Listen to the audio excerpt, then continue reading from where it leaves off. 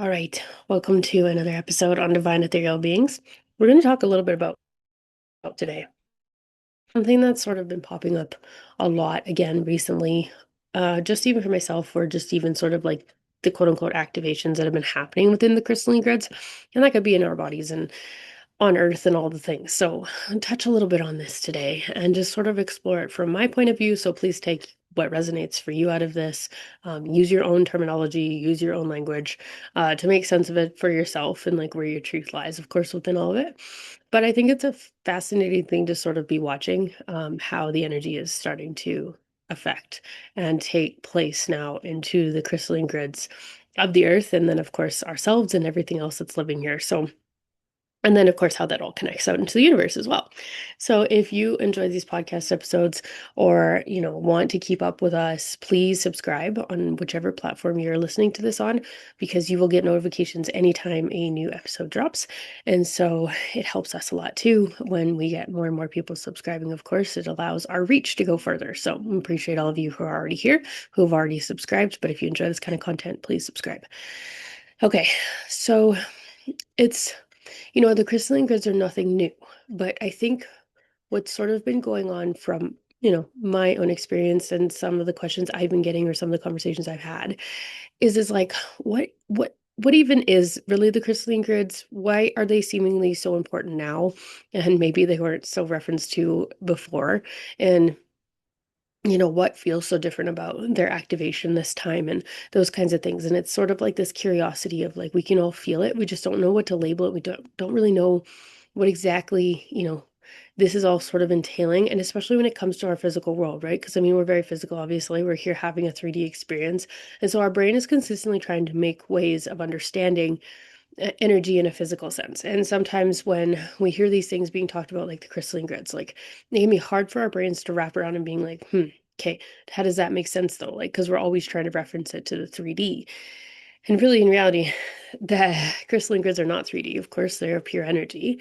And so, in my understanding, when I have sat in meditation as well, and been shown, the crystalline grids of the earth, crystalline grids of my own body, those kinds of things. So that I was starting to somewhat understand at a more sense of the 3D, I guess, and how they are sort of functioning. So we can think of it, okay, so there's gave me an analogy of like we have a DNA strand, right, of our bodies, and it makes up how our cells function in our body. And yet that DNA strand is still got to be talked to by something or someone. And some might refer to, oh, that's ourselves, or that's why we chose the family we came in, and the DNA and all those generational things, quote unquote, that'll come down the line to a certain degree. But at the same point, there's also this little extra thing that could be very much influencing even our DNA strands, because DNA, excuse me, is a physical part of self, right? So it's what creates our 3D self in our bodies. And I mean, in all living things, right? I mean, when we have a cellular structure of some kind, then there is something being spoken to give you the blueprint for those cells to be made in that way. And so we think of it as just simply, oh, well, that's just what our DNA does. But nobody goes farther back than the DNA, right? It's just like science goes, okay, well, that's a logical, physical part of this. This is what makes sense. But there's still sort of like this one extra step, and that's often what is connected to the crystalline grids. And so these are complete light form patterns that, some people want to refer to it just as sacred geometry. And I mean, yes, of course, sacred geometry is in with everything, but they're sort of the patterns that will, some might want to just instantaneously reference to as just sacred geometry with the crystalline grid, but that's also not necessarily true, because the crystalline grid is more of like a grid style of information as well. It's not just geometry necessarily, and it's not just makeup. It's almost like this beautiful, perfect bridge between just pure energy and it kind of being chaos to having some sort of structure and consciousness to it that can be more like, they just showed me like a little bit like a library, like we're able to access knowledge and remember things and bring forth a different type of energy and empowerment. And so that's sort of more or less what I have come to understand. The crystalline grids are very helpful in our makeup as, physical beings, absolutely. They can talk to parts of our genes in our cells and our DNA strand, right? And give us different information to bring forth different types of cells. And that's what, some might want to refer to as evolution, which is totally fine. Again, we're just sort of touching on a lot of the different things here so that you can start picking your truth out of that. So then also have the factor of it being this sort of reference book, if you want to call it that, in a way. So when we get upgrades from the galactics or the universe, okay, then we are able to activate the crystalline grids on Earth in a different way when we've hit certain frequencies or certain vibrations or certain things have been sent our way from the galactic source as well, which if you want to reference to thinking back on all the solar flares and how much they have been, kind of off the charts lately and um in the year of 2025, like thinking about how much we got as integrations for energy and like all this stuff was sort of just being thrown at our planet in general, and yet our planet herself has chosen to kind of move in a different direction, and so in which has activated the crystalline grid of the entire earth in another way too that hasn't been activated, sorry, in that way well ever really before, especially not in this timeline or this reality, right? So it's sort of this new space, but it's not new, if that makes sense, because we do sort of know a lot of we do know and understand at a certain level, like things are going to evolve, things change, things happen. But this is sort of on a whole nother level that we haven't totally experienced Mother Earth herself sort of activating the crystalline grid and bringing forth information for us as we move forward. And because the Earth crystalline grid is being activated, then that means everything else that's on this planet also is, of course, going to be activated. So it comes to a lot of different pieces of the crystalline grid. Of course, there's a lot of different things happening, but it's like sort of the library of information and sort of like very much divine timing of like when are the frequencies sort of matching in the crystalline grid for that information to be brought forward. And so we can't think of it as one thing over another either, though, because the crystalline grid doesn't act like that. We all plug in differently. And so us as humans, we plug into the earth crystalline grid differently than the trees or the animals or, the ocean life is very different too. They actually have a very different activated crystalline grid than we even do when it comes to the lands. So it's different parts, and we all sort of interpret that energy and interpret that knowledge that's being brought forward very differently, depending on who or where we are and what we're doing in our life and how aware we are and how understanding we are that we can use it to an advantage to a certain degree. And other than that, I mean, it can also be very healing. It can also be um, sort of like, when someone gives you a big push on the swing, so you get higher, faster in the swing instead of constantly having to pump in your legs and get there yourself is sort of the analogy they just gave me. And that wave of energy from the crystalline grid can be that exact thing, but we actually have to be aware of sort of and very intentional about when we're sort of plugging in that way to actually make it beneficial for ourselves, if that makes sense. Otherwise, the crystalline grid is going to activate in a way that, our higher selves or our body are sort of like, okay, this would be the most helpful thing for us in this moment, whether we're aware of it or not, if that makes sense. And so it's sort of where you can kind of feel like, yeah, I really feel some things changing or some things shifting, and I'm just not totally sure of like, it just feels, I guess grounded is maybe the word I want to use. Like, it just feels more solid. It feels like there is definitely things happening, but it's hard to label. Of course it is because, we're now starting to see some of that effect in the physical of things taking place. That's coming from a lot of the crystalline grids, a lot of the knowledge that's being released right now, a lot of the remembering people are having either of self or just of reality or how things kind of will and can work here. So that's all a part of the crystalline grids. No, again, like I said, every living thing and everything sort of has its own crystalline grid. I've talked about that with the DNA in ourselves too. But the thing is some people kind of forget like it's still all interconnected. So even if we have individualistic ones for our body, it's still plugged into the main of the earth and it's also plugged into the galactics. And so the way the crystalline grids work, obviously in the physical 3D, are very different than the way they work in the universe because a lot of that is just more pure energy. So it's not necessarily structured or Mm. Used in very specific ways, or only one way, maybe is how I want to say it. So the crystalline grids here are very, very powerful, but it's also what helps us organize the physical in a way, I guess, too. So they do a lot of things, and again, that's that more remembering. It's like what information is actually going to be really helpful, whether it be for humanity or that individual in this point in time. And so something that came to me a little while ago was this. I was having some really interesting dreams, probably about a month and a half or so ago, maybe almost 2 months now. And there was a lot of that was consistently coming back to the crystalline grids. And so I thought it was really interesting to kind of start tapping into some of that energy of the crystalline grid, whether it be in my body or of Earth, or that deeper connection to some of the galactics and how that energy can be used to the crystalline grids. We're going to touch a little bit on energy healing too, because energy healing, I think, for a lot of people don't necessarily always realize that the crystalline grids are actually a huge part of that now, and they will continue to be as it releases more and more information. But we'll touch on that again in here a second. But it's just what, even for myself, kind of really becoming more aware and more intentional about sort of reaching into those spaces with the crystalline grid. It really made me understand a bit more too about how much more online they are and how much easier it is almost to access that knowledge that might be there.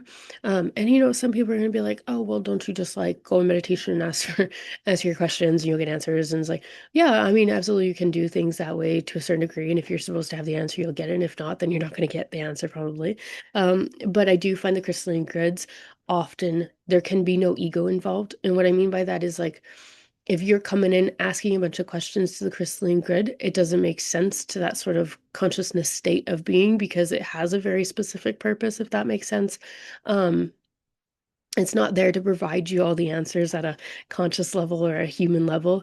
And so a lot of the times some people can get actually quite frustrated in being in a space or trying to think they're tapping into the crystalline grid, and they probably very much are. It's just probably not the expectation of what they thought it should be.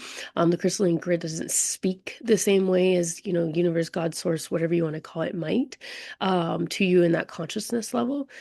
So of course you're going to be accessing a lot of different things rather than just the crystalline grids of a body or of the earth, or you can access them in the universal things it'll be kind of the same way though, because they're very specific and they're very intentional. So if you come in and asking a million different questions, you're probably not going to find those answers, because it doesn't speak in that kind of way, if that makes sense. It's very much a feeling. It's very much of an understanding and a knowing. I want to say it's more of a knowing than anything, than being like, oh yeah, all my questions just simply got answered. It's like your body knows and understands what this is, and so your brain will try to make up stories to go along with that, but you're going to kind of recognize, like, yeah, I do know there's something here, but my brain is not supposed to sign a story or try to make sense of it in a very logical way. Okay.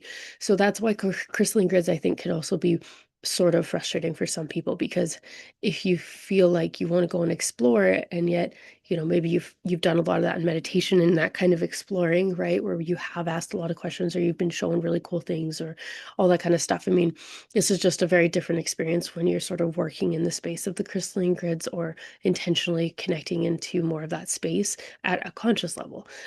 So it does take a lot of trust and understanding to know, like, there's no right or wrong way of doing any of that. And that if your intention is to connect into those spaces, you will. But just the expectation of what it might look like is where you might need to sort of reevaluate, if that makes sense. Um, the crystalline grid for myself, I have often found it is a very still space, and yet almost buzzing at the same time, but it's like you can feel that information, you can feel the knowledge, you can feel the activations, you can feel the transmissions happening, especially right now with everything that is going on, and so much is sort of turning back on, coming back online in a different way, and all that information sort of being released. Yep, light. The dark and the shadows are sort of being brought back up into the light, so that we're able to see and rebalance a lot of things. That's all a big part of it too. Again, crystalline grids here, especially on Earth, help us organize physical reality a lot of the time as well. So when we have big shifts happening like they are, these sort of things kind of start to come back online more so. And that's why maybe you might be hearing more people talking about the crystalline grids, or being like, oh yeah, I've been working with them more, or, and again, that's nothing to say nothing special like that, I don't like to say that, one thing is someone else is over another. Everybody has access to that. It's just about being intentional and pure with why you're trying to access them, right? So when we do energy healings, I've noticed this even for myself too. Working in somebody's body, whether you're doing Reiki or whatever modality it might be, we're all accessing the crystalline grid of the body to help that person, right? We're bringing forth energy and we're helping them sort of reconnect in whatever is going to be most beneficial for them. And a lot of us often are working at that physical level, of course, because many people maybe don't always feel super great at the physical, mental levels. But it is often, we're still tapping into the crystalline grid, we're still bringing forth that energy, but I do find it's extremely strong right now as if you're sort of going beyond that. So, what I mean by that is like maybe you don't have somebody that's just there working on the mental, physical. Maybe you've got someone that's actually quite connected there, but you're sort of helping them integrate it at a higher level and you're sort of bringing more of that higher self energy or some more of that integration into place. And I do am finding like the crystalline grids are very, very great place to activate that because you bring forth knowledge then to help that person as well, even if you don't know exactly what it is, if that makes sense. It's just it's becoming even more powerful as everything else is turning back on. So it's sort of like everything's getting a big volume push right now, and it's great. I mean, I think it's great. Maybe not everybody doesn't think it's great, especially if you feel it very differently. I can't say that you're probably enjoying that very much, but at the same point, maybe hopefully you listening into this will give you sort of an understanding and idea of some of this that's going on. Um, and again, too, like where a lot of people want to say, oh yeah, ascension symptoms, right? That was like a big word for a while. And it still kind of is, but you can kind of feel like it's sort of phased out a little bit because we've been in it for a while now.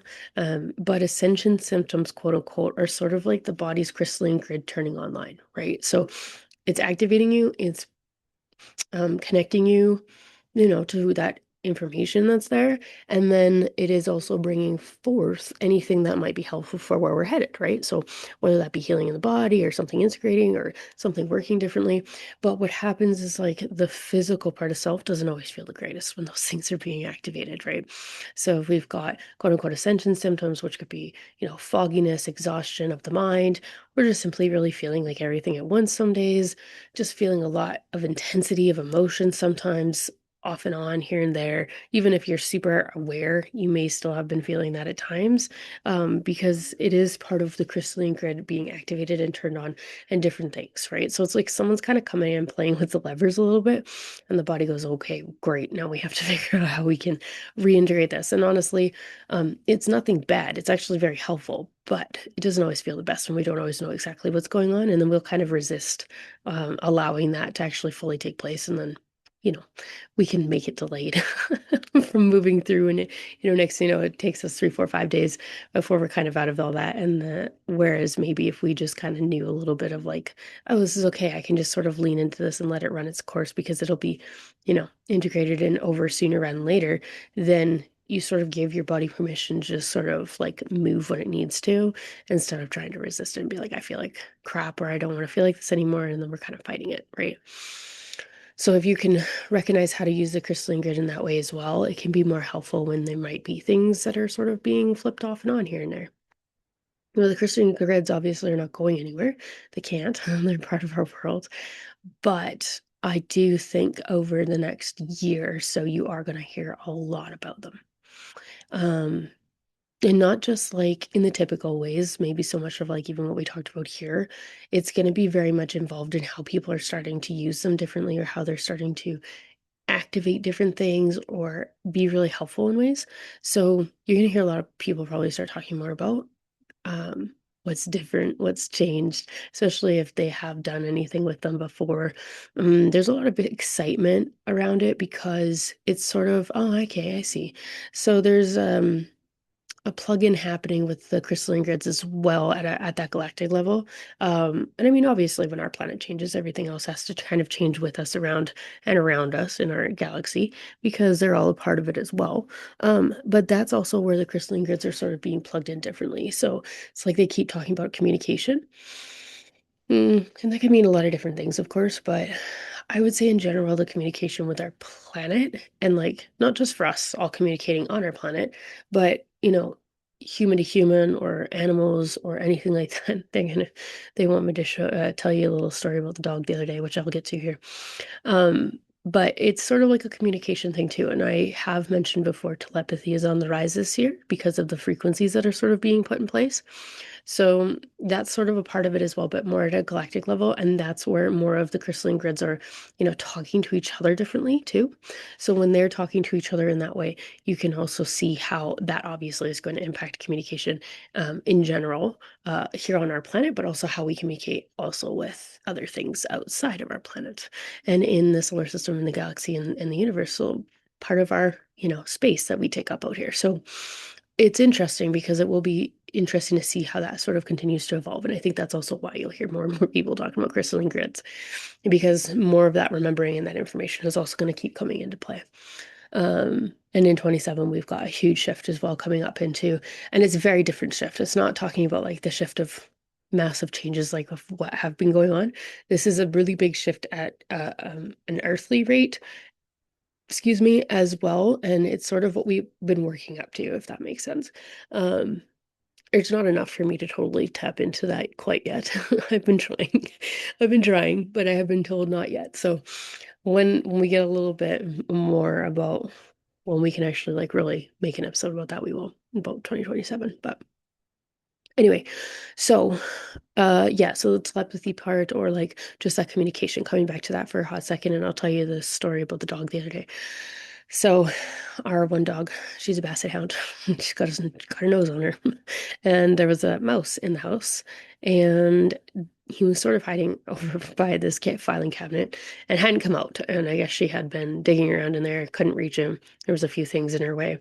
And she left it alone for a while and came back in and then I could tell she was frustrated. I could just feel her energy was like, oh, I just want to get this mouse, right? Because she knows if she gets it, she's supposed to take it outside for us. And we're very happy and proud and, give her all the praise. So she knows like it's sort of like she's taking it on a little bit as like her job to get rid of the mice if the cats won't. And she came and sat in front of me, and I just instantaneously got this very, very clear vision of a mouse. And she was deadpan staring at me. And I could tell she was telling me she was frustrated and wanted to get this mouse, but she needed help because she couldn't move the objects that were in her way, right? So I haven't had such clear communication from her, particularly, our Basset, ever, I don't think, to that degree. So it made me giggle. And of course, then I had to go and help her because I could tell she just wanted to do her job, quote unquote. And once I did, then she was happy, and she did get the mouse, and she did take it outside. So it worked out okay, but it was just interesting at how clear it was and precise. And honestly, like I said, that for me, especially with that dog, was the first time I probably have gotten that clear of a message from her in that way. So I just knew again that was sort of like, okay, this is really where things are starting to shift, and they're just very different. And so even the communication style is changing. And I think that's also part of the reason why I often find myself consistently saying to a lot of people lately, like, words are not the same anymore. They don't feel the same anymore. It's sometimes really hard to speak in words right now. And it's not just because we can't find them, but it's almost like you can really feel the resonancy changing. And so it's like when you're trying to express something or you're trying to find something, words almost sometimes almost make it more intense or worse, if I want to even say it like that. Like maybe intensifies the situation you didn't mean to do it that way, right? It's just because the words don't seem to fit anymore. Um, and so it's like almost using more pictures or more intentional communication in that way can actually be really helpful, even if the person's not overly aware, right? Because they're still kind of catching that vibe and catching that intention. And again, crystalline grids are speaking to each other differently. And that's part of the reason why telepathy is going to be on the rise for 2026 as well. And that's not just between people, that's, animals and everything as well. So if you get excited by that kind of stuff, I mean, it is pretty exciting. And I'm sure we'll make another actual episode on telepathy and how we communicate in that way, not just as humans, but to everything, and how you can speak to everything in that way. And that's how, of course, animals speak to each other a lot like that already. And that was always very natural for them because they didn't have anybody telling them that it wasn't real. So for them, they never really lost that necessarily, right? So anyway, there you have it. Crystalline grids are definitely fascinating energy grids to sit and even just watch. There's also something really interesting too happening with like the magnetic. field on Earth. And that actually has a lot to do with the crystalline grids and the activations happening there too. And that is something sort of really fascinating to watch. And because like they're sort of bringing me up the animals that use the magnetic field to hunt. So foxes are the first one that come to mind, just probably because of where we live too. But in the wintertime, they actually use the magnetic field to track their prey under the snow so that they're able to just like jump straight up and then they dive into the snow and are able to come back up with a mouse or something like that. And it's actually really fascinating. If you've never seen that ever happen, go and check out a video. It's very interesting. But that's what they're using is the magnetic fields. And there's something shifting. And I don't know exactly yet what that might look like or how that might evolve, but that's part of where the crystalline grids wake up and activate different pieces, right? So then, of course, it's going to have sort of that ripple effect across ley lines, energetic lines across the earth, magnetic fields that bring up like northern lights, right? Northern lights are a reaction of a magnetic field. And so, you know, why some people are starting to see the northern lights that have never seen them so far south before, right? That's all coming from the same kinds of things that are being activated from the crystalline grids. And that's where we're actually starting to see some of that physical pieces being changed or reorganized in that way. They're actually responding differently than we've ever necessarily seen them respond. Northern lights never used to be able to be seen past a certain point from, the north or the south.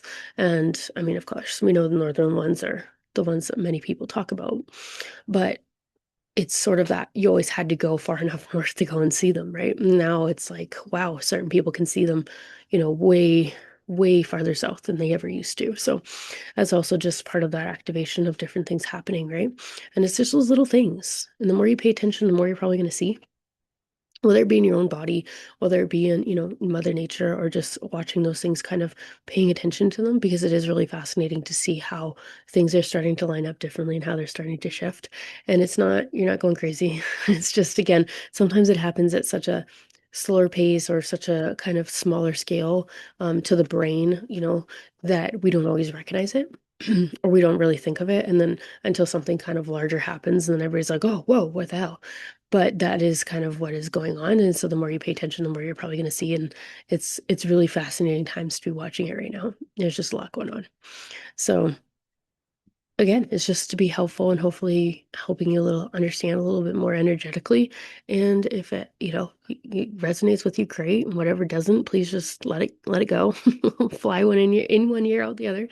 But I mean, other than that, yeah, I'm just fascinated to see what goes on. And I don't think I have anything else to add to this one today, so we'll leave it at that.